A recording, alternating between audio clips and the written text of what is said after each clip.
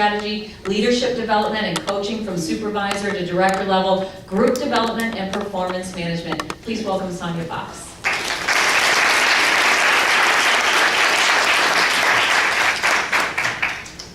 Well, I'm happy to be here. I hope you're happy and full and ready to go. I titled this, thanks to Mary Lou Drake's suggestion, and I thought it was a good one, Rethink, Recharge. And I actually made a handout because that's what I do. So if you want to pull out your handout, write on it, look at it, whatever. Now, you may need your magnifier because it's kind of small, but we'll work from that. I wanted to ask some questions before we get started into what I have to say. Yeah, right, okay. You can hold it this way or you can hold it that way. Some way it's going to work for you. How many of you, and you can do this by show of hands, how many of you have a cell phone on you here today in this room or maybe in your car? Well, how many of you have 2 cell phones? Dare I ask how many have 3? That's as far as I'm going. How many of you have a computer or something like a computer, a small version, whatever, ThinkPad, whatever you have, here with you in this room? Now.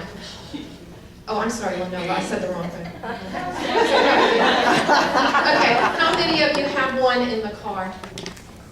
Okay. How many of you work with one every day? Okay.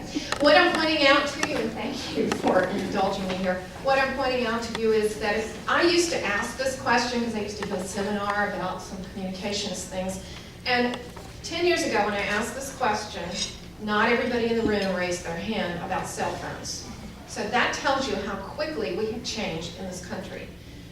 I didn't ask you how many of you are tweeting. I didn't ask you how many of you have Facebook accounts, but that will be the majority of the room again.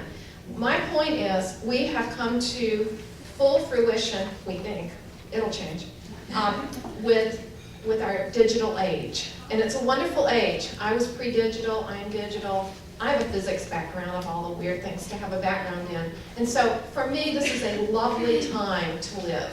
Because you can talk to each other, you can share information, you can get information. It's a wonderful time. But there's a downside to the wonder of this time. It's called information overload, and I did a little piece here for you, but the information overload has caused some problems in the world. There was a study done about 8 years ago, and then it was redone 4 years ago. But this study was looking at people and how, it's specifically looking at managers from mid-manager to upper manager level in Asia, the United States, and Europe. And the study was trying to determine if there was any connection between the manager's work and how they were able to work and information that they were receiving and swimming in. So I would call that information overload.